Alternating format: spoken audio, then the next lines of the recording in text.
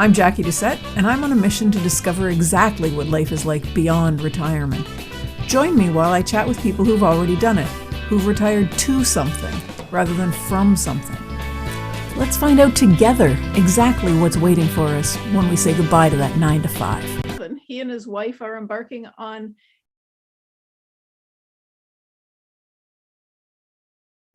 Hi, everyone. Welcome to another episode of Beyond Retirement. Today, I'm joined by Myles Wakeham, who refers to himself as a contrarian. He's never really followed the stereotypical plan of going to school, finding a job, working till retirement.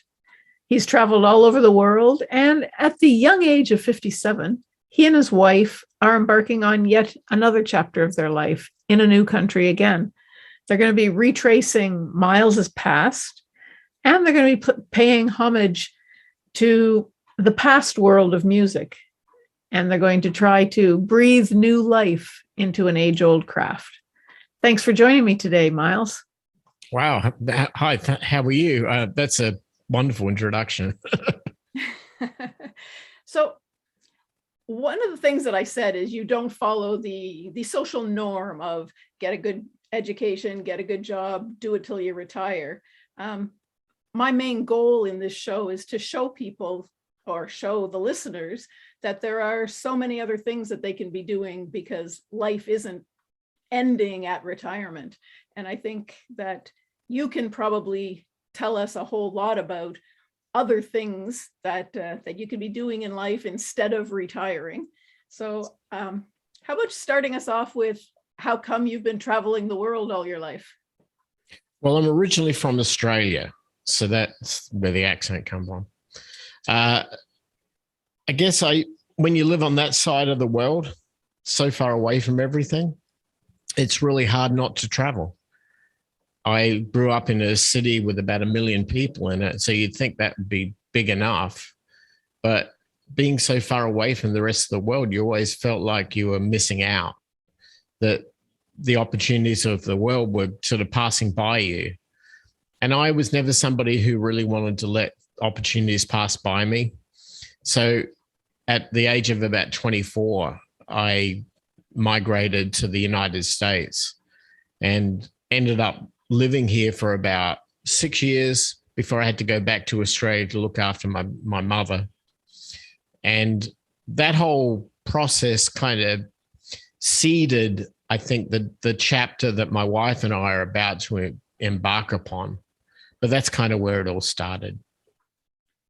And did you have any goals or anything that you were actually aiming at doing when you left, or you just wanted to see the world? Well, I was cursed at a very young age of having a mother that stuck a violin under my chin and then told me when I was 5 years old that, kid, you're going to be in the symphony orchestra one day. Well, my parents were concert pianists, and so that was kind of a pathway that our family had. I didn't realize that there was a lot of, I guess, luck or talent or gift of music that was kind of embedded within my upbringing and what I'd seen from a very young age. So what ended up happening was that she was right. By the age of like 11 or 12, I was in a symphony orchestra in my state, and I was a kid playing violin. And then that led into going to high school and sort of trading that whole skill set as a way to get through school without having to do anything. I mean, I just skated through that on music. I didn't need to study anything. And I guess that kind of gave me a weird perspective, because by the age of 15, I didn't really think school was offering me anything. It was almost like I'd already done my school when I was very, very young, and now it was time to go and actually do something real in the world. And that's kind of what got me out there.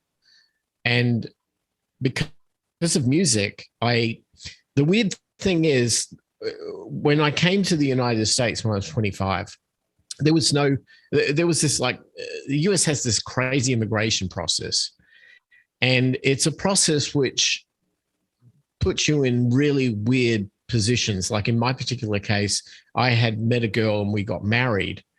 And as a result of that, that meant that I couldn't leave the country, because the second I did that, all of the immigration process that had begun as a result of getting married would be nullified.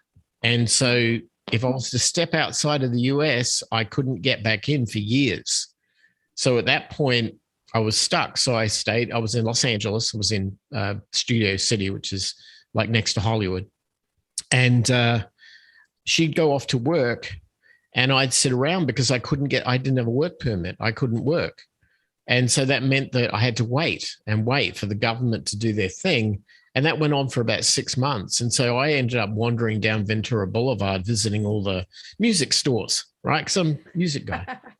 And next thing you know, I'm like reading those billboard signs they've got in the guitar centers, like band, guitarist wanted or this wanted or whatever. And I ended up stumbling into that. This was in the late 80s. And I came from a classical background. So I was kind of really atypical with the typical Hollywood hair band, Sunset Boulevard crowd, which was the people that wanted all the musicians. So I ended up doing some kind of really weird stuff. And then as a result of that, and then eventually I did start working, but I found myself in bands that were playing up and down the Sunset Strip. We became resident bands in clubs that became quite noteworthy later on. We were the house band at a club in Sunset called the Central, which became the Viper Room because Johnny Depp bought it and turned it into his own speakeasy. And of course, with that, we got kicked out because he wanted all his celebrity pals in there.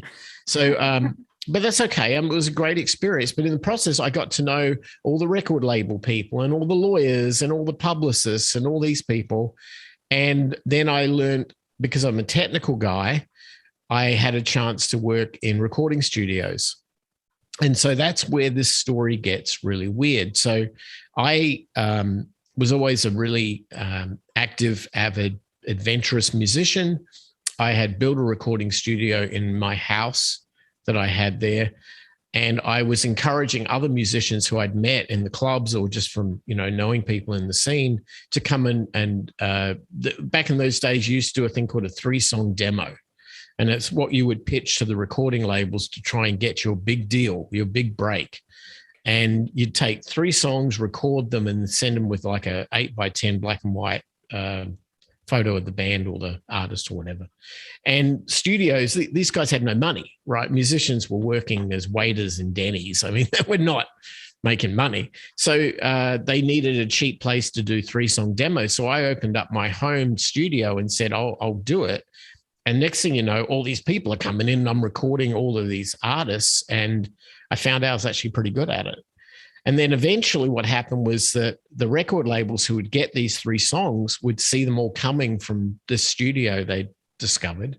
And so they were calling me and going, well, could we possibly take some of our 2nd-tier level artists, guys that we're about to sign a big record deal with, but we don't think they're quite there yet? Can we send them to you and can you clean them up? And can you send us back, recordings? I said, sure, if you pay. Right. They rarely did. But anyway. And then what happened was I got to know the guys over at Capitol Records really well. And the next thing you know, they're sending me these artists. And then a couple of them became noteworthy, but most of them you'd never hear about ever again because they never got a deal.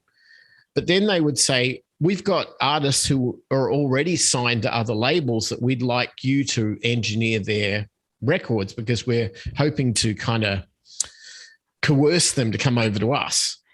So I did that, and that put me out of my little home studio and into these big Hollywood, big studios with and I didn't have any formal audio engineering training. I'd learned everything on my own. I'd bought the gear, learned the craft, but I've always been like that. I'm a very self-taught person. So I walked into this one studio. I remember it was in West Hollywood. It was called Grandmaster Recorders. And they had me recording a band there, which was called Sensefield. They were quite popular at the time in LA. They had a record deal. They had a couple of albums out, I think. And Capitol were trying to entice them over. So I get this phone call, can you do this recording session with these guys at the studio? I'm like, yeah, whatever. So I walk in, and this place is like it smells of the 70s. I mean, it's like stale cigarette smoke and whiskey and horrible. But it had this old vintage console, what we call a Neve console, which is from Britain. And I find out the studios where Stevie Wonder recorded all this stuff. And then there's all these like hits of stuff that's come out of Hollywood that was there. And I'm like in there with this gear and I'm having a ball, right? I'm like a kid in a candy store. So I'm working out this console and then this band's like going to be there in 2 hours. And I've never walked into the studio and I'm like, oh my God. So I traced everything and I kind of worked it out. And lo and behold, we did our recordings and they sound great. And I find out they end up on their album, a year later or whatever. And then I know the guy who owns the studio, he's upstairs, this old guy. I guarantee he was a fragrant alcoholic. I mean, this guy would just drink. And he came down sort of half sober and he realized that in 2 hours I'd worked out his studio. And he goes, holy cow, kid. Would you like to do some sessions here? Obviously, you know what you're doing. And I'm like, well, I don't really know what I'm doing. But, I worked it out and it sounds good. I said, sure. So he starts booking me for doing other sessions for other artists that come in. And he books me for one in 2 weeks, a whole week, basically, or weekend, a couple of days of doing this band that was coming in from out of state. And I said, sure, whatever, put me on that gig. And I get a phone call a few days later from Australia. My mother had been in a car accident and I had to go back to Australia to take care of her. And it's like at this point, I'm sort of saying, oh, geez, this is an emergency. So, call my work and tell them I'm going to take some time off. I've got to do this and then other commitments. And then I called the studio and I said to the guy, look, I'm sorry, dude, but I've got a family emergency. I've got to go back to Australia to do this. And he's like, it's okay. I'll get somebody. I've got another guy I can use. It's okay. You go do your thing. I did that. Basically, at that point, I never returned, not for at least 5 years. I ended up having to go there. It's a long story about a whole bunch of things that happened, but I went there. I didn't come back because I had to look after my mother, and eventually she passed away. And then at that point, I came back to California. And I didn't realize this until almost 20 years later. But I happened to be in Mexico getting surgery, of all things. I was in Guadalajara and I was recovering from surgery. And I'm in one of these Airbnbs. This is only back in 2019. And I am watching an interview with a quite famous recording engineer and producer out of Hollywood who's talking about all these bands and artists and whatever that they did. And he talks about the fact that they recorded the first major album from the Foo Fighters. So you probably know who the Foo Fighters is.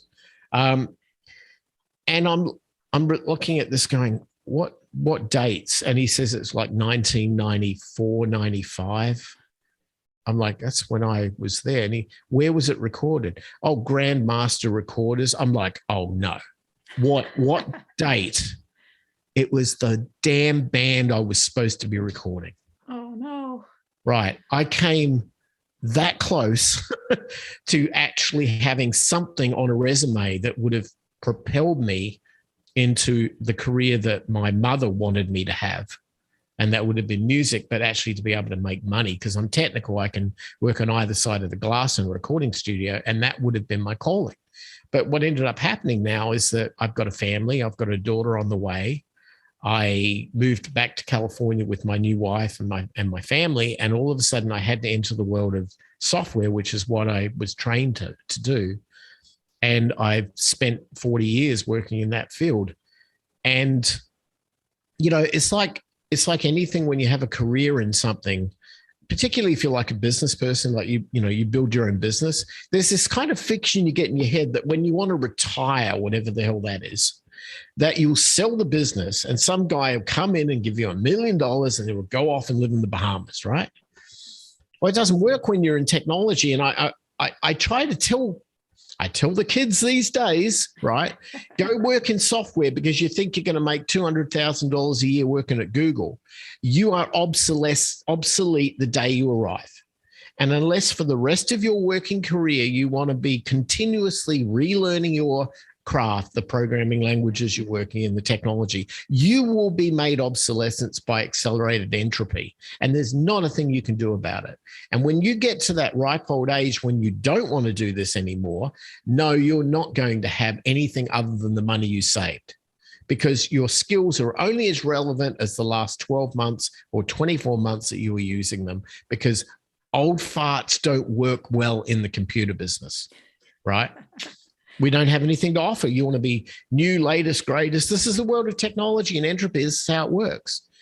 Well, I discovered that because 20 or 40 years of working in that field ended up meaning that I was always working. I never stopped. And it wasn't until I realized the power of buying assets and letting the assets pay me to own them that I started realizing that there was a counterbalance to this world of never stop working all the time. And at that point, I didn't have to work anymore. So I kind of shifted myself into an investor mindset away from being a creative person. And I thought for the last 20 odd years, this is great. You know, I don't have to work, whatever. But there was this one thing in the back of my mind all the time, this missing link, this void. I wanted to be a record producer. I wanted my career in Hollywood that I had in the palm of my hand, and I couldn't grab it. And that's the emphasis. That's the catalyst that created the next chapter of our lives going forward. So you can't leave us hanging there. You've gone through that. You've spent your many years doing technology and software and things that made you have to keep learning and have to keep going. But you've got a goal. You've got a driving force, and that's that making that record. So how are you going to do that?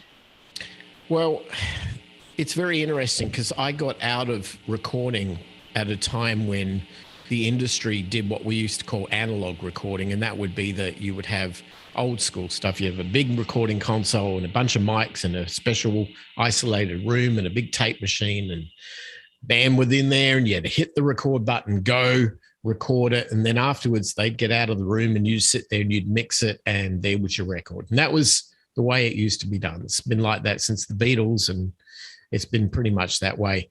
But right at the time when I got out, the industry was switching over to digital recording. That we're moving away from this old school method and doing more things with computers and automation and things like that. And so I ended up in this really weird situation. All of my training that I'd learned was on analog, was in the old school ways.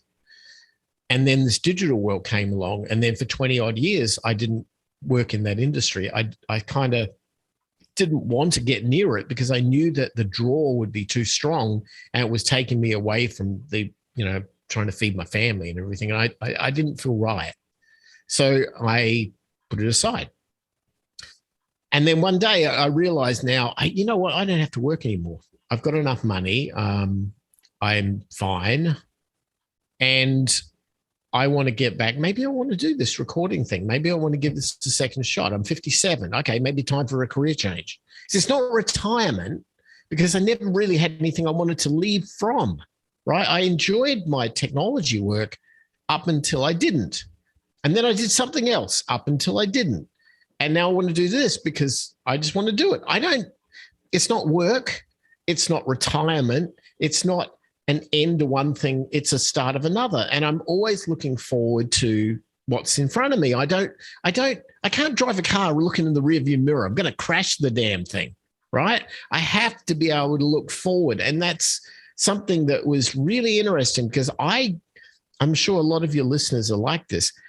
You get this mindset that every day you go to work and you're in the cubicle and you just hate that job and you hate that commute and you can't stand your boss and you barely can put up with your workmates. But you're in there because you need to earn a buck because there's this golden ticket out there that you can't get, like the carrot dangling in front of you.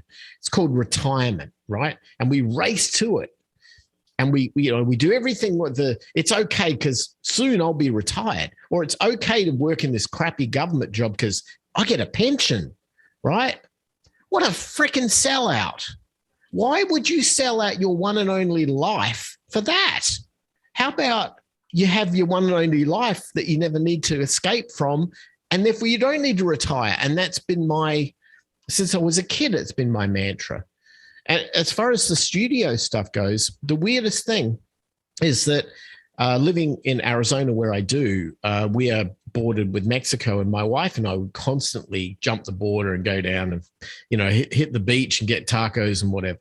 And that expanded into exploring central Mexico and learning about the history of the Spanish conquest and the, previous tribes behind. And I love history, and just the people are so creative and artistic, and just it amazes me that we don't celebrate what they can bring to the table, because it's absolutely beautiful. And one day we ended up in central Mexico, and we stumbled into a town called San Miguel de Allende, and we ended up falling in love with the place. And over years of going back and forward all the time, we ended up buying a big acreage of land. And surprisingly, no one wanted it because it had a bull ring on it. Yeah, a bullfighter owned this land. He had a matador school on it. And we bought this compound, this acreage of land with these big 30-foot walls around it, and immediately decided to destroy the bullfighting ring and turn it into the house of our dreams. But an acre of land's a lot. I mean, it's more than I need. And so the idea came up, what if I built the recording studio I wanted? If I couldn't get the career because somebody in Hollywood wouldn't give it to a 57-year-old who hadn't worked there for 20 years, well, damn it, I'll build it myself. So I thought, there's one thing that I learned about this when I left music and the world it is today, and that is musicians didn't act the same as they used to. And people would say to me, there's nothing on the radio or whatever. And I'd go, yeah, because you're, some old fart and you only want to listen to what you liked when you were 25, right? No, actually, they have a point. The thing with music is that musicians speak a language between each other. When they look into each other's eyes, they can sense what's going on and the language of music.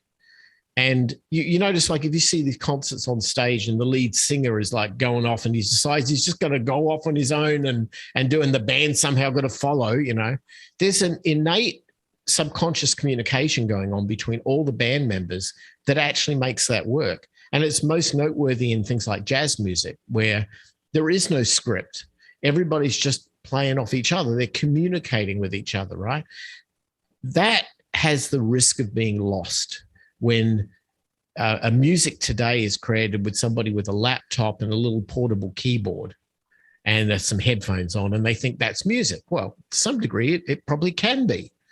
But there's a whole world of communication and socialization and human anthropology, which is the music that we all resonate with. And I couldn't find it. When I went back into that world, it's like it disappeared. So I thought to myself, I'd like to bring it back. I love the idea of musicians getting together and creating something as a team in the room, in the moment. It just needs somebody to be able to record it properly. And although there are many recording studios that are out there, the problem is they all suffer from the same problem, and that is they're in these busy urban cities, very stressful traffic and, noise and car horns. And musicians don't react well to that. They're like great painters or artists or writers, authors.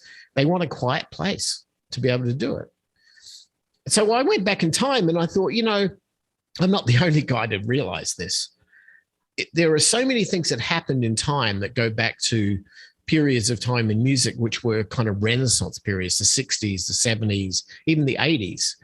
And I looked at the whole story and realized, if I was to build a studio that's in this faraway place that, you have to make an effort to get to, but it's going to be this haven of creativity, this destination spot for artists. I can't be the only person who ever done it. And so I discovered in history the work of Sir George Martin. He was the producer of the Beatles. And he had in the 80s built a recording studio in the Caribbean on the island of Montserrat. And it was very, very famous because from that studio came most of the last most famous albums from the Police, all the work of Rush, Jimmy Buffett, the Rolling Stones reformed and recorded there. Elton John recorded there. Stevie Wonder recorded there. I mean, the list goes on and on and on and on and on. And the most noteworthy one was Dire Straits. They recorded their, what was the album? The one with Money for Nothing on it. Anyway, it'll come to me. Anyway, they recorded everything there on this little island in this crazy house converted into a studio that George Martin had put together. And then I found out that by researching it, there were documentaries made about this. There was video footage, there was photos. And so what I did was I studied it and I thought, how did he do it? Because that's what I want to do, but I want to do it in the 21st century with the current technologies in San Miguel. And it was difficult because this island where the studio was destroyed by a volcano in the middle of the 90s. The studio itself wasn't, but it was cut off from the rest of the town. So all of the power, the water, the gas was all, it was in what they called the exclusion zone. So it was no longer functional, but I still wanted to know about it. And so I ended up contacting the Minister of Tourism on the island, who couldn't believe that somebody was interested in celebrating their past and their history. And through him, he put me on to people who were in the music scene at the time. And in fact, a guy who was George Martin's right-hand man. Now, George Martin passed away in, I think, 2017, 2018. So I can't really ask him. But his right-hand man is still there, and he still lives on the island.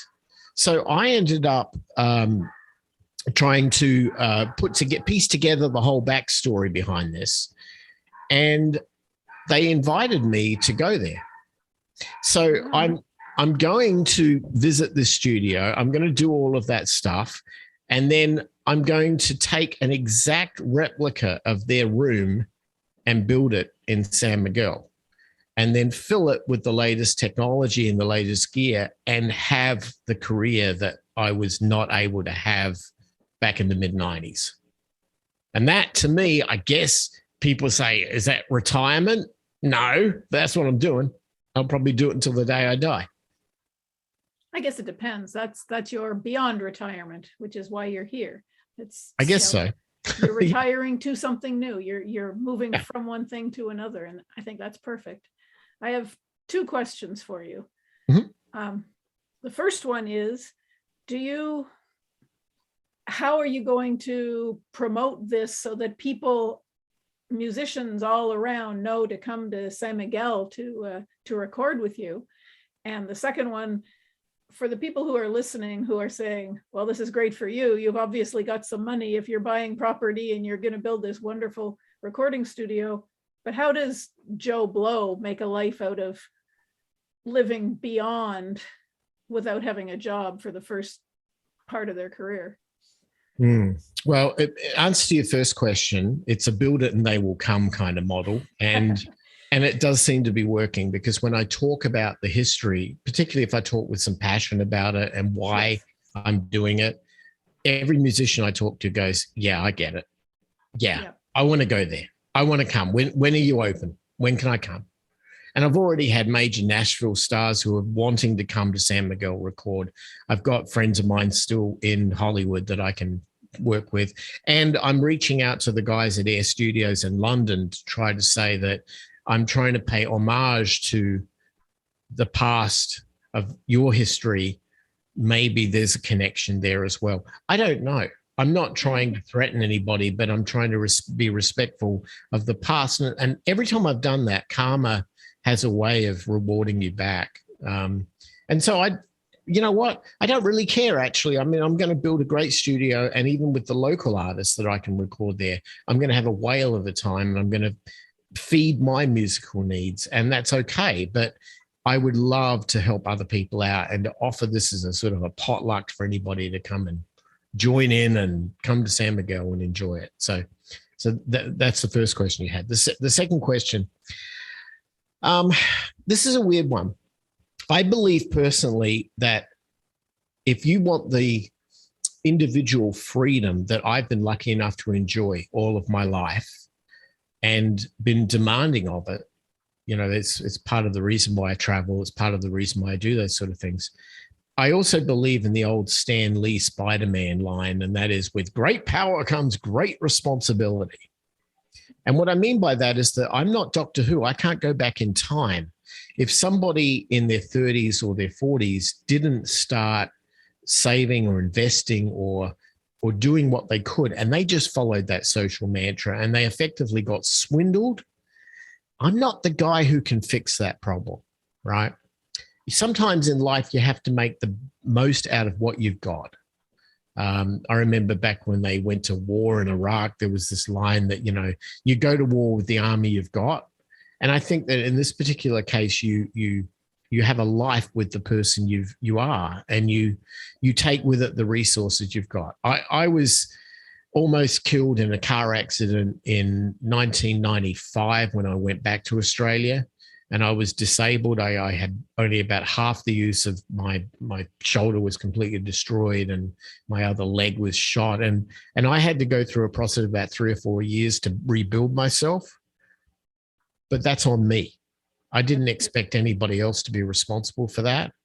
And it was up to me with how I spent my time. I wasn't going to learn the secrets of the trade by reading my smartphone all day or watching YouTube videos of somebody else's experience doing it, or, just yelling at the political party of my, how it is, right? This is how people spend their time.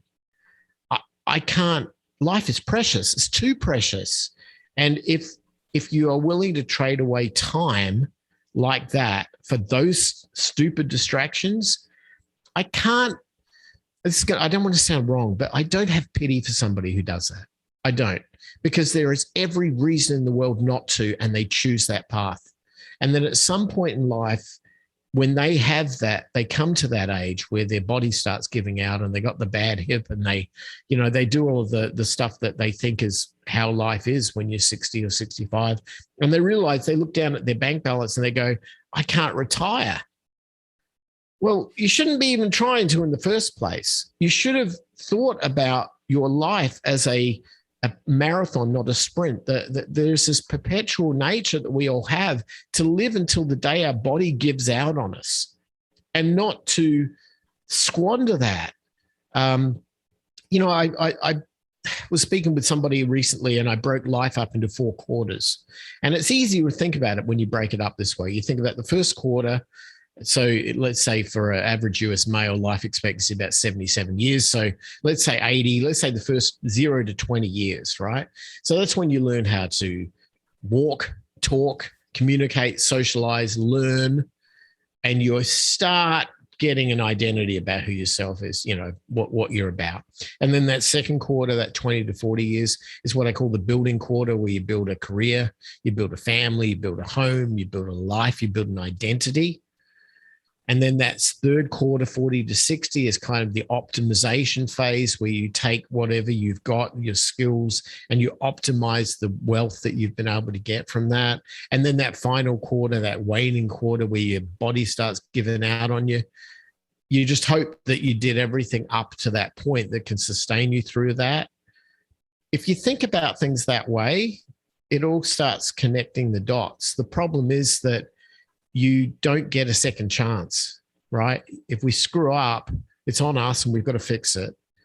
And I raised my daughter's 24, and I try to explain to her the fragility of life, and how every little moment that you've got has to be embraced, and it has to be understood, and you have to take from it every single little thing you can get from it, because you may never get that moment again. And my life has been about, I never want to look back on my life in regret. I think that's the most evil thing in the world, is to have regret. Yeah. And that's why I'm doing what I do, is because I never want to live in regret. But so many people at younger ages do crazy things that they realize that They think it's real punk rock to go and get tattoos or to do this or to try drugs or do whatever. And it's like, you know what? All power to everybody. Do what you want to do. I want you to have freedom. I want you to have choice. But with great power comes great responsibility. And unless somebody understands the longevity of a decision they make at a young age, unfortunately, I can't help them. And so therefore, I don't know if somebody can't have this future like I've had. I don't know what to tell them other than I'm sorry. Yeah, I guess that what you're saying is basically everything has a price, and the choices you make come at a price too. If you're going to do A, you might not get to do B, and you've got to decide at each juncture which choice you're going to make. Right. I do believe there is a sort of a sense of fate and karma, which follows a lot of the things that we do. Yep. And I've always been somebody who tries to have a very ethical, positive attitude in life. At the same time, I've been around the block so many times that I know what threat looks like. I know what adverse situations are like. I know how to handle myself in those things. So it's not like I go in naively, but at the same time, I feel like if I can positively influence people, it tends to come back on you. I don't think people study that much. I mean, if you're a Buddhist monk, you probably see this all the time because it's part of your teaching. But for most of us, we are so in the moment of, well, I've got to pay the rent, I've got to make the car payment, I've got a credit card company's coming after me, and and we're all dealing with defense, and none of us sit back or like the coach and strategically plan out what we can do to avoid those situations in our lives, often until we're much older, and sometimes it's too late. Yep. So, that's welcome to life. That's how it works. That's it, exactly. I think we're probably on the same page, and we could probably talk about it for hours. Unfortunately, we don't have a lot of time left. I did look at your website, Be Unconstrained. I really like that. And a lot of the philosophy that you've got throughout it rings very true with me. I don't know where you were 30 years ago in my life, but I wish I'd run across it at that point, because my life would probably be a lot different as well. Is there anything you'd like to share with people just in closing before we go?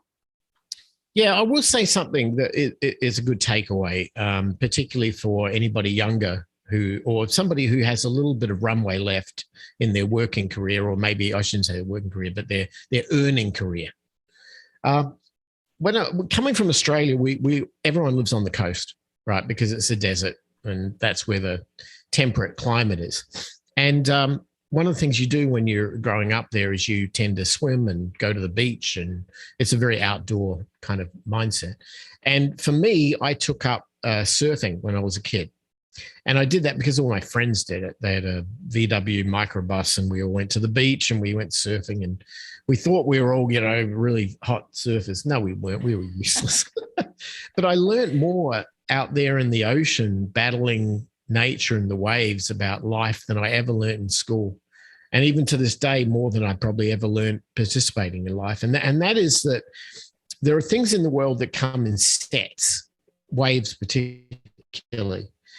And there's this concept, I guess it's a universal concept of balance between north and south, yin and yang, up and down. We see it in all forms: electricity, sine waves, alternating current. We see it in sound. Resonance is about waveforms. And we see it in the patterns of the sun and the moon, and sun comes up, sun goes down. There's always balance. And I learned that in surfing, because you learn very quickly that you as an individual cannot battle universal nature and the way that the universe works. You'll never beat the wave. You can get angry because you didn't catch that wave. And so what are you going to do? Punch it? Really? I think it's going to kick you in the back of the head when you least expect it. And that's nature. We have to learn to be synergistic with it.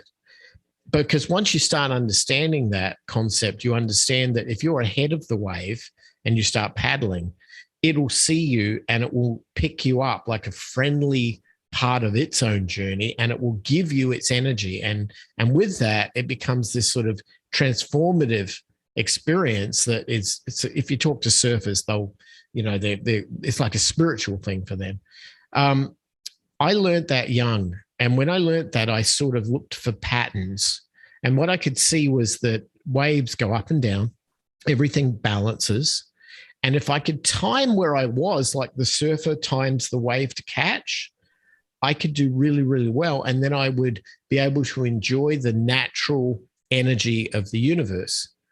I've used that technique in investing, and it has made me millions and millions of dollars. You never buy something when it's already upon you, like the surfer can't catch the wave that's already breaking on them. And you never buy something when it's past you.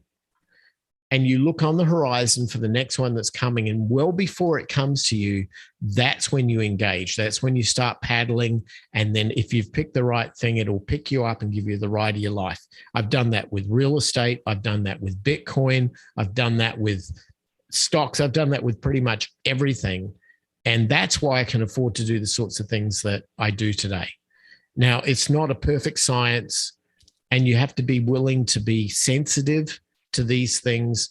But with those skills, which I was lucky enough to learn when I was in my teenage years, with those skills, you can do fine in pretty much any situation. There's one thing that I will leave your audience with, and that's a simple statement.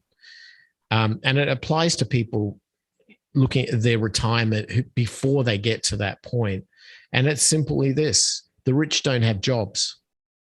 If you think about that, it'll answer all the problems you ever have in life. If you have a job, you're not going to be rich pretty much. And that's how it works.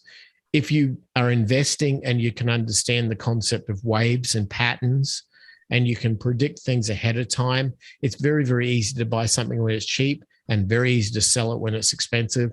And you make a lot of money on the arbitrage. And that's what worked for me.